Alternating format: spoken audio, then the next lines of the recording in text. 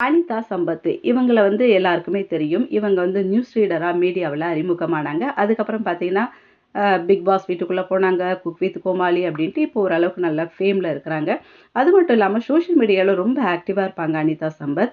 இப்போ ரீசென்ட்டா கள்ளக்குறிச்சியில கள்ளச்சாராயம் குடிச்சு பாதிக்கப்பட்டவங்கள நடிகர் விஜய் நேர்ல போயிட்டு நலம் விசாரிச்சுட்டு வந்தார் பார்த்தீங்களா? இத பத்தி அனிதா சம்பத் ஒரு கமெண்ட் போட்டிருக்காங்க. என்னன்னு பார்த்தீங்கன்னா, நாட்டுக்காக போராட பார்டருக்கு போனப்ப டெரரிஸ்ட்ட நேருக்கு நேர் தாக்கும்போது நெஞ்சுல குண்டுபட்டு ஹாஸ்பிட்டல்ல கவலைக்கிடமா இருக்கிறாங்க பாவம் அப்படின்ட்டு சொல்லியிருக்காங்க.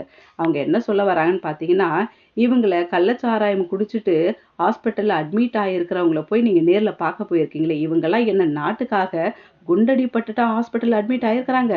சாராயம் குடிச்சிட்டு அதுவும் கள்ள சாராயம் குடிச்சிட்டு தானே ஹாஸ்பிட்டல் அட்மிட் ஆயிருக்கிறாங்க. இவங்களலாம் போய் நேர்ல பார்க்க போயிருக்கீங்களே, அப்படின்ற மாதிரி அவங்க சொல்ல வராங்க போல.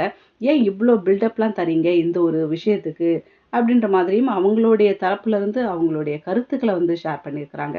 ஸோ வந்து அவங்கவங்க கருத்துக்கள ஷேர் பண்ணிக்கிறது அவங்கவங்களுக்கான உரிமை இல்லையா? அந்த விதத்தில அனிதா சம்பத் வந்து இப்படி ஒரு கமெண்ட் பண்ணியிருக்கிறாங்க.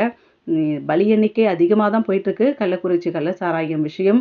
இது தொடர்கதையாவே போயிட்டு இருக்கு. இது எப்படி போய் முடிய போதுன்னு தெரியல. பார்க்கலாம். எங்களோட கிரானிக்கல்ஸ் தமிழ் சேனல மறக்காம நீங்க சப்ஸ்கிரைப் பண்ணுங்க.